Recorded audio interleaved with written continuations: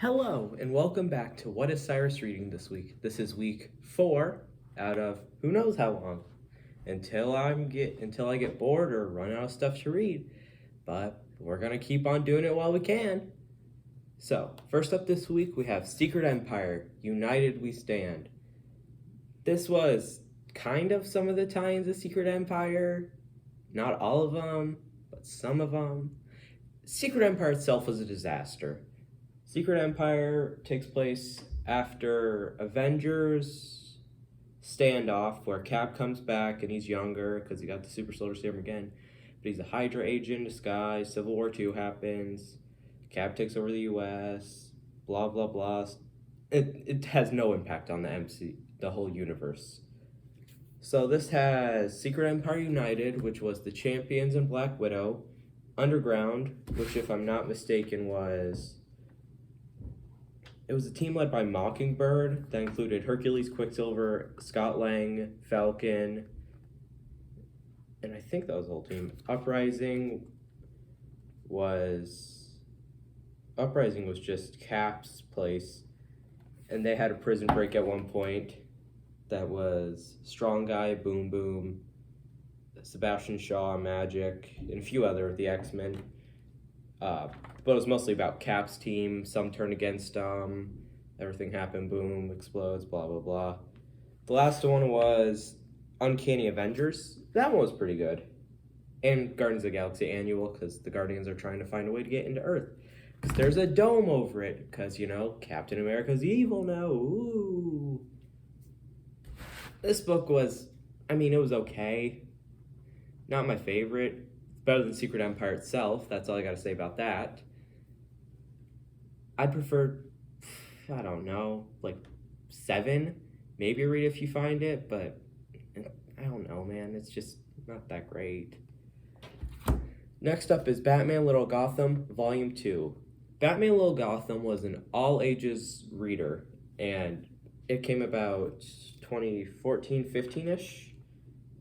The art's really good in this, it's this defined style where it's kind of cartoony and it has this white outline, and the art just really pops out at you.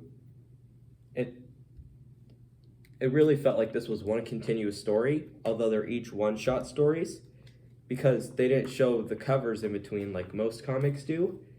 So I kept reading, I was like, wow, this is issue 1, this is really long. Not realizing they broke it up. They didn't show which issue it was. I enjoyed this. I really did. It's one shot, so you're not gonna miss too much if you pick up Volume 2 instead of Volume 1. I recommend this, about 8.5 out of 10. Pick it up if you find it. Next was Scooby Apocalypse Volume 1. I don't know how I feel about this. I was a big fan of Scooby-Doo when I was younger, and Scooby Apocalypse, sure it is Scooby-Doo, but it feels like it's trying to tell a completely different story. Because Scooby-Doo, when you meet them, the gang all knows each other, it's fine. It starts with Fred and Daphne knowing each other, Scooby and Shaggy knowing each other, and Velma also knows Scooby and Shaggy. And it's this facility, and they release these nanobots, and they pollute the earth, and then people turn to monsters. It's a really weird story. It's not bad. Maybe it gets better as it goes on, but Volume 1, it kind of just felt like it dragged on for a while. I was like, oh, wow, issue 1, it felt like 2 hours before issue 2 came along. I know it sets up stuff, but I don't know. 6.5, maybe pick it up. It's not that great in all honesty. Next was a lot of people's favorites, Amazing Spider-Man Coming Home by Straczynski. This was where Morlun first appeared, who's one of the Inheritors who played a big part in Spider-Verse, a great event. And Morlun in this he was there. It was, yeah. Straczynski, sure, he may have run some good stuff, but personally, I'm not a huge fan of the Spider-Man run. With stuff like Sins Past, One More Day, it's like, nah. So, Morlun wants to kill Spider-Man, obviously, to feed off him. And there's a part that sticks out because it just doesn't feel like Spider-Man. because Morland's going to kill Spider-Man. Spider-Man's like, well, why are you trying to kill me? And Morland's like, oh, for no reason, because, he has to feed off him. There's no real reason to kill him. Spider-Man flips out like, no reason? Oh, that's not Spider-Man. That'd be like Batman maybe, but that's not Spider-Man. Spider-Man doesn't care if there's no reason for you to try to kill him. I mean, heck, half his rogues gallery has no real reason. So why would he flip out over one guy saying, there's no reason to try and kill you? Sure, this happens, but it's like, not my favorite. I mean, 5 out of 10. Maybe read it if you find it. Next one I really did like, big time, The Amazing Spider-Man. This set up a new Hobgoblin, gave Spider-Man a new suit, and it felt really fast. Sure, the issues felt longer, and I think there's something wrong with this printing because it's supposed to collect 648 to 651, and it goes 648 straight to 651. There's no it goes 649 straight to 651. There's no 650 in between. So it felt like a really long issue, and I was like, wow, this issue's super long. But it was just 2 issues combined. Spider-Man's new suit is really cool in this issue. It's a little broken because it distorts sound and light, so you can't see him or hear him. But it's this really cool design, as you can see. He teams up with Black Cat. They take down a new Hobgoblin, who you find out who he is in this book. Really good story. I really liked it. That's probably a 8 out of 10. Next was Amazing Spider-Man, Who Am I?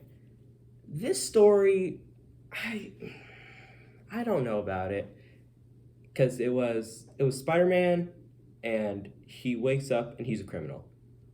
Where's that go from that? He has amnesia. So the whole thing is, what's going on? They're talking about a mysterious villain named Prophet. You look at him, and he kind of looks like Mysterio and Kindred combined, and he's trying to mind control people. It's a weird book. It's not bad. It's a really good book, and it flies by super quickly. There's Prophet. You could read this in about 30 minutes. It's 12 issues, which is double the size of any of these other ones. And if you can read it really quickly, it means it's short, it gets to the point, and it's good. But it's a Spider-Man book, yeah. And Maria Hill constantly appears, and it's like, oh, she mostly works with Iron Man and the other people that work with S.H.I.E.L.D. Why is she working with Spider-Man? It's a big, complicated story that feels like it should have been split up into multiple parts, maybe give it 3 volumes instead of just this one. I personally enjoyed it. I thought it was good. It went by a little fast for my taste, but it's probably a 8.5 out of 10. Last but not least, we have Spider-Man number 2, the long-awaited sequel of Spider-Man. And so at the end of Spider-Man, if I'm not mistaken, Peter asks, so if Miles is from Earth 1610, the Ultimate Universe, is there a Miles on Earth 616? And this answers that. It shows who Miles on Earth 616 is. And let me give you a little spoiler alert. Miles on Earth 616 later appears as Ultimatum in the new Miles run that's currently going on with the Clone Saga. This I quite enjoyed. I mean, I read it just this morning. It took me 20 minutes to read, and it was really good. And it tells everything you need to know about Spider-Man, Miles Morales, not Spider-Man of the 616 universe. It gave a good backstory to a character that they don't know about. The art's pretty good, and it's by Bendis. And sure, Bendis can be hit or miss. Personally, I don't like Secret Invasion all that much, but his Ultimate Spider-Man I really liked. So, I mean, if you find this, pick up Spider-Man 1 first off. Pick up Spider-Man 1. If you find this, it's really good to read. It's a 9 out of 10.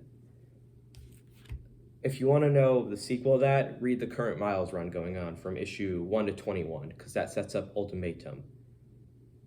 And that's all for this week. Make sure to like, comment, subscribe, and have a good day.